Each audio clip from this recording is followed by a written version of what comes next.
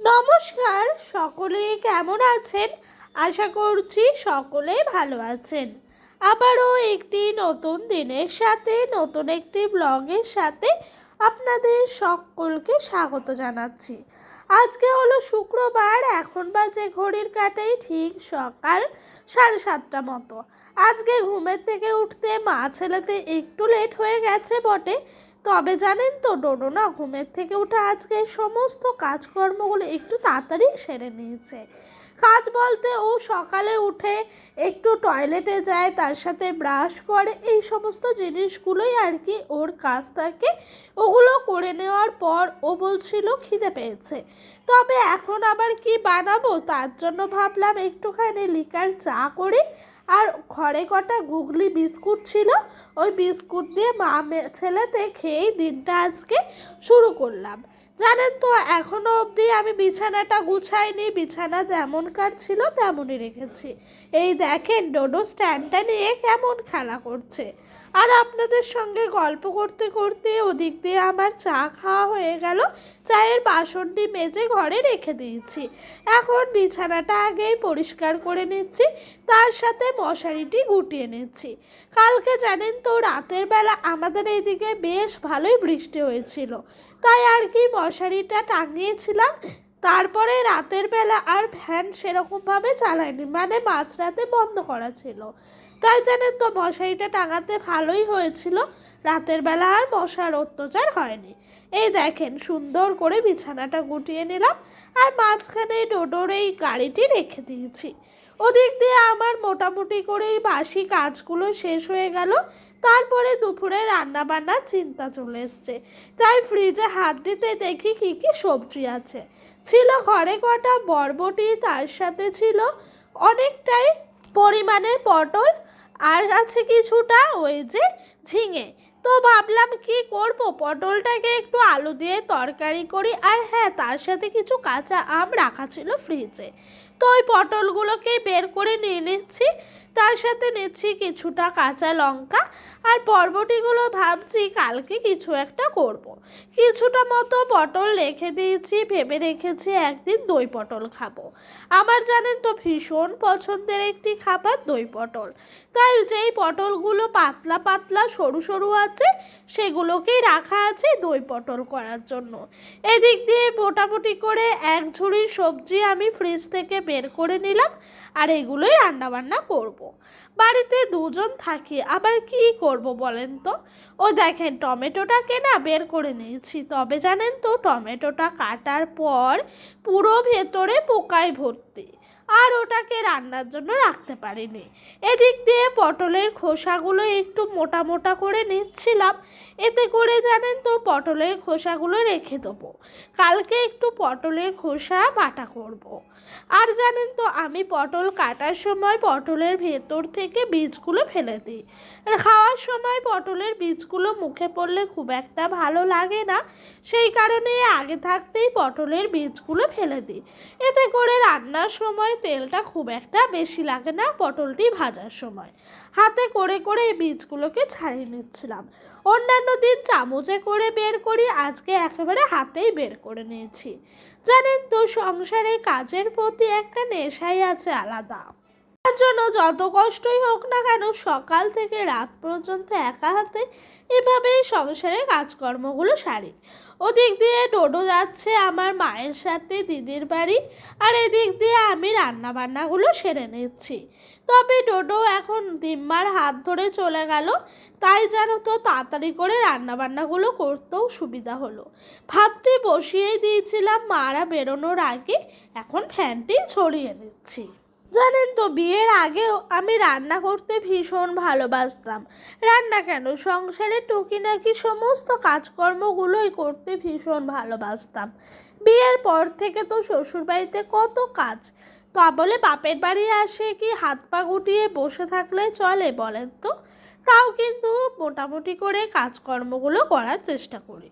ওদিক দিয়ে ভাত হয়ে গেল, আর মসুর ডালটা আমি কিন্তু সিদ্ধ বসাবো, সেই কারণে আগে থাকতেই বাইরে এনে রেখে দিয়েছি। আর আমি ভাতের ফ্যানটা ঝরানোর পর গ্যাসটা বন্ধ করে রেখে দিয়েছিলাম, কারণ কি জানেন তো অনেক কিছুই জোগাড়জান্তি করা বাকি ছিল। এই যে ডালটি এখনো অবধি ধোয়া হয়নি, তাই ডালটিকে ধুতে এসছি। আর যেহেতু মা ছেলে দুজনাই বাড়িতে নেই, সেহেতু আমার কাজের কোনো ঝামেলা নাই। ধীরে সুস্থে নিশ্চিন্তে সমস্ত কাজকর্মগুলো গুছিয়ে নিতে পারি। আর দেখেছেন আমাদের বাড়ির মধ্যে কত সুন্দরভাবে কত গাছ। সামনেই কিন্তু রয়েছে সাদা অপরাজিতা, তারপরে রয়েছে জবা ফুলের গাছ, আর এদিকে রয়েছে টগর ফুল। যাই হোক, ওদিক দিয়ে আমার গুটি কাটিয়ে কাজকর্ম হলেও ডালটিকে সিদ্ধ করতে বসিয়ে দিয়েছি। জানেন তো ডালটি না সিদ্ধ হতে একটু বেশি করেই সময় নেয়। আর এই দিক দিয়ে পটলটির মধ্যে একটু নুন হলুদ মাখিয়ে রেখে দিচ্ছি।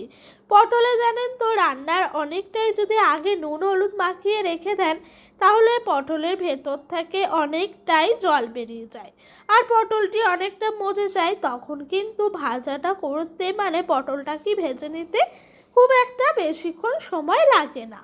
ওদিক দিয়ে ডালটা এখনো অবধি সেদ্ধ হচ্ছে। কি করব ভেবে পাচ্ছি না। ছেলে বাড়িতে থাকলে হাজার কাজ, না থাকলে কিছুই নাই। তাই জানেন তো জলের বোতলগুলো ফাঁকাই রয়েছে, এগুলোকে ভাবছি জল ভরে ফ্রিজে রাখবো। কাল যেহেতু বৃষ্টি হয়েছে, আজকে ওয়েদারটা অনেকটাই ঠান্ডা রয়েছে, সেই কারণে জানেন তো ফ্রিজের জলের এতটাও সকাল থেকে তাড়া নেই। তবে বিকেলের দিকে যদি ফ্রিজের জল খেতে ইচ্ছে হয়, সেই কারণেই কিন্তু রেখে দিচ্ছি। তবে এখন খুব একটা ঠান্ডা নেই, তার জন্য জানেন তো এমনিই রাখছি ফ্রিজে, ডিপ ফ্রিজে রাখছি না। আর বাইরে হালকা হালকা বাতাসও বইছে, বেশ ভালো লাগছে জানেন।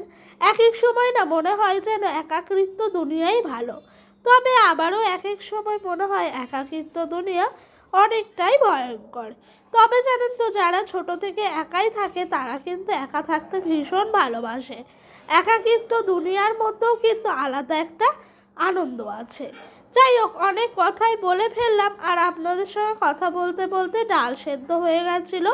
তারপর পটলগুলোকে একটু ভালো করে তেলের মধ্যে ভেজে তেলটাকে একটু ছেঁকে ছেঁকে পটলগুলো তুলে নিচ্ছি। জানেন তো আগে থাকতে যদি পটলগুলো ভেজে তুলে নেওয়া হয় না, তাহলে তরকারিটি করার সময় খুব একটি অসুবিধা হয় না। আমি যখন হাতে একটু বেশি করে সময় থাকে তখন জানেন তো পটলগুলোকে ভেজে তুলে নিই। আর এরই মধ্যে আমার সমস্ত কাজকর্ম মানে হয়ে গেছে রান্নার দিকে পরিপাটি করা। আর এই দেখেন পটলের মধ্যে কিন্তু একটুখানি জিরে ফোড়ন দিচ্ছি, কালো জিরে না বন্ধুরা, সাদা জিরেই ফোড়ন দিচ্ছি। আম দিয়ে ডাল করব, তাই কিছুটা মতো আম কেটে রেখে দিয়েছি। আলুগুলো যেহেতু আমার কাটা ছিল, খুব একটা অসুবিধা হচ্ছে না। এখন ভালো করে আলুগুলোকে ঢাকা চাপা দিয়ে দিয়ে ভেজে নেব। আর জানেন তো ঢাকা চাপা দিয়ে দিয়ে আলুগুলোকে ভাজলে পরে না আলুগুলো তাড়াতাড়ি সেদ্ধ হয়ে যায়। ওদিক দিয়ে আলুটা ভাজা হচ্ছে, এদিক দিয়ে ডাল তার সাথে নুন হলুদ দিলাম, দিয়ে ব্লেন্ডারটা দিয়ে ভালো করে ব্লেন্ড করে নিচ্ছি। আর কাঁটাটি বের করলাম না, আমার জানেন তো এই ব্লেন্ডারে ব্লেন্ড করা ডালই ভীষণ ভালো লাগে। কাঁটা দিয়ে ডাল করলে একেবারেই কেটে যায়, ব্লেন্ডার দিয়ে করলে একটু ছিবড়ে ছিবড়ে থাকে। এই যে পটল আলুর তরকারি পুরো রেডি, খেতে অপূর্ব স্বাদ হয়েছিল। এদিক দিয়ে একটা মতো ডিম ছিল, ভাবলাম ডিমটাকে অমলেট করে নিই। ফ্রিজেই ছিল। ডোডো আবার জানেন তো নিরামিষ ভাত খেতে খুব একটি পছন্দ করে না। তো ওই যে ডিমের অমলেটটি আমার হয়ে গেল, ডিমটি রেখে দিলাম। আর এদিক দিয়ে ডালটাও টকবকিয়ে ফুটিয়ে নিলাম। আর একবার ডোডোকে ফোন করেছিলাম, ও মিমি বাড়িকে খেলা করছে, তবে একটু পরেই চলে আসবে মা তার সাথে ছেলে। আর আপনাদের সঙ্গে কথা বলতে বলতে রান্নাবান্নাগুলো হয়ে গেল। চলুন এবার গ্যাসটা ভালো করে মুছে নিই, এরপরই কড়াই টড়াই মাজবো, তারপরে স্নানে চলে যাব। প্রথমে একবার গ্যাসটাকে পুরো শুকনো ন্যাকড়া দিয়ে মুছে নিলাম, তারপরে এই দেখেন ভালো করে জল দিয়ে যে জায়গাগুলোতে একটু ফ্যান একটু তরকারি ছিটা পড়েছিল সেগুলোকেও মুছে নিচ্ছি। এতে করে জানেন তো গ্যাসটা পুরোপুরি পরিষ্কার থাকে আর কোনো রকম কোনো নোংরা থাকে না। তবে শুধু শুকনো ন্যাকড়া দিয়ে মুছলে গ্যাসটি কিন্তু একটু হলেও নোংরা নোংরা লাগে। প্রত্যেক দিন গ্যাসটাকে পরিষ্কার পরিচ্ছন্ন করে মুছে রেখে দিই, এতে করে জানেন তো গ্যাসটিও সুন্দর থাকে আর পরিষ্কার পরিচ্ছন্ন কাজে কিন্তু মা লক্ষ্মীর বাস। তাই আমি সব সময় পরিষ্কার পরিচ্ছন্ন সুন্দর কাজ করতে পছন্দ করি। ওদিক দিয়ে আমার গ্যাস ওভেনটা মোছা হয়ে গেল। এদিক দিয়ে কিছু বাসনপত্র কলের পাড়ে এনে রেখে দিয়েছিলাম, সেই সমস্ত বাসনগুলোই মাজা ধোয়া করছি। তবে কলের পাড়ে দেখেন ভীষণ রোদ্দুর এসছে। একদিকে রোদ্দুরে কাজ করতে গেলে গ্রীষ্মকালে একেবারে গা যেন পুড়ে যায়। তবে এখন খুব একটা করে অসুবিধা হচ্ছে না। আর ডোডোকে একবার ফোন করলাম, ও জানেন তো বাড়ি আসার জন্য ছটফট করছে। আমি কাজের দিকে আছি মেতে ঠিকই, তবে ছেলেটার জন্য মনটা ভীষণ খারাপ করছে। কখনো এক মিনিটও ওকে ছাড়া আমি থাকি না, কাজ করি তার মাঝে মাঝে ওকে কাছে পাই। তাই জানেন তো ছেলেটাকে ছাড়া থাকতে আমার ভীষণ কষ্ট হয় একটুখানির জন্য। তাই মাকে বললাম, মা তাড়াতাড়ি চলে আসো ওকে নিয়ে, আমার ভালো লাগছে না, কাজকর্মগুলো আমার মোটামুটি করে হয়ে গেছে।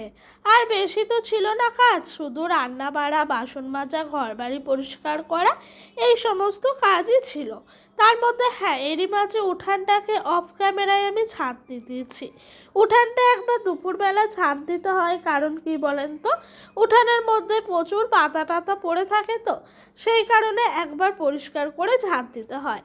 আর মাঝে একবার কাকি এসেছিল, এসে গল্প করছিল। বাপের বাড়ি এসেও কিন্তু সংসারের কাজকর্মগুলো বেশ গুছিয়ে পরিপাটি করে করে রাখে। জানেন তো, অনেক মেয়েকেই দেখেছি বাপের বাড়ি আসলে নড়ে বসে না, তবে আমার একটুও ভাল লাগে না। আর আপনাদের সঙ্গে গল্প করতে করতে কাজকর্ম হয়ে স্নান সেরে পুজো দিয়ে দিলাম। তো বন্ধুরা চলেন, পুজোটি দিতে দিতে আজকের মতো এখানেই বিদায় নিচ্ছি। আপনারা সকলেই ভালো থাকবেন, সুস্থ থাকবেন। দেখা হবে আবারও একটি নতুন দিনের সাথে, নতুন একটি ব্লগ।